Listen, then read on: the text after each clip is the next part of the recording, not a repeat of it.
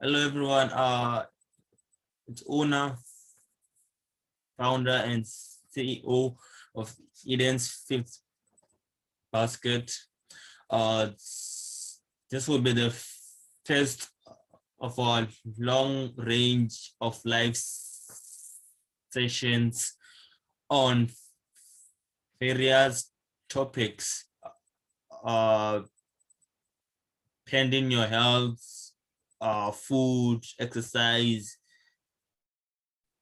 and etc. So our topic for the day will be what you did not know about commercial food. And the subtopic will be, if you can't read it, don't eat it. So today's topic is a very intimate topic to most of us, if not all of us, because we all have that one commercial food which we grew up enjoying and loving, and it ended up becoming our favorite junk food. Some might argue that it became part of our character. So here we are going to discuss and debate on commercial food, but we cannot start at commercial foods before we know how we actually arrived at this point in time, because 100 years back we didn't have commercial food, or better, we did not know commercial foods as we know them today. So let's start. Our first slide will be on the history of man. So as you all know, most of us who did history on any level, whether it's primary, secondary, or tertiary level, you'll understand and know that men were hunter gatherers, right? So like at first, we either hunted our food, which was meat, fish, birds, animals, and whatnot, or we gathered our food from trees, nuts, and wild vegetation. So this caused us to have a diet based primarily on meat and some fruits here and there. Then we moved on to agriculture.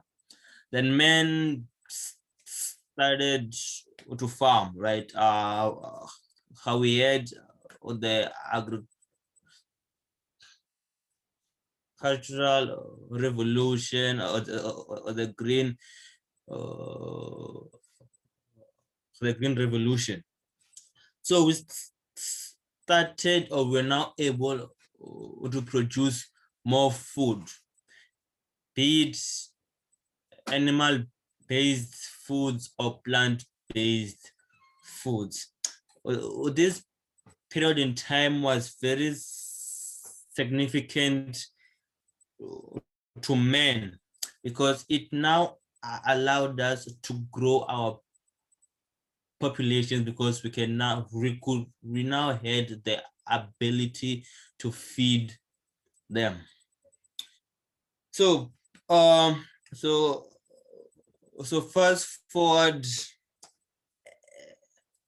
a few years later, people had backyard gardens whereby they grew a range of stuff like veggies, tomatoes, and whatnot. And if you didn't grow them, or if you wanted to say eat a veggie which you didn't have in your garden, there were lots of farmers markets around which you could visit and get the freshest and most local foods. But there was this social stigma to this. People used to regard fruits and vegetables as foods for the low class, right? And meat was for the medium and the high class, right? So like as time progressed, right, people started eating more and more and more and more meat, mainly through commercial foods, right? So that also led to another significant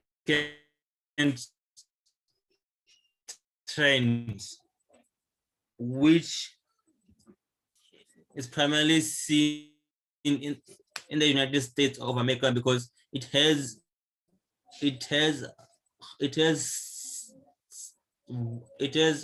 the largest food industry, and it has the most documented food industry. So we're going to use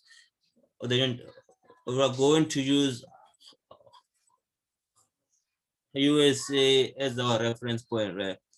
So now you can see that from 1955, right, there was a steep increase in the number of deaths due to heart disease. Right? That is not a coincidence, because that same period is exactly the time period when commercial foods like McDonald's, KFC, Burger King, Tyson, and whatnot, they were also on the rise. And we both know that these industries base themselves on meat. Right? So what they did not tell you about commercial foods is the danger it has to your health. Because as you can see, like from 1955, there was a steady increase in the amount of meat used in their burgers, right? And this corresponds exactly with the increase in heart disease deaths. Then that that then the more meat we ate, the more we died from heart disease. It's a proven fact that meat increases the chances of cardiovascular diseases. This is the untold truth of commercial foods. They show you the taste and the short-term satisfaction, but the long-term damage it does on your body is something which has been buried under a sea of commercial adverts, articles, and above all else, lies. So ladies and gentlemen, this was just a brief insight into some of the topics which will be looking into in the near future. I hope to see you then and see you soon. Take care and be safe.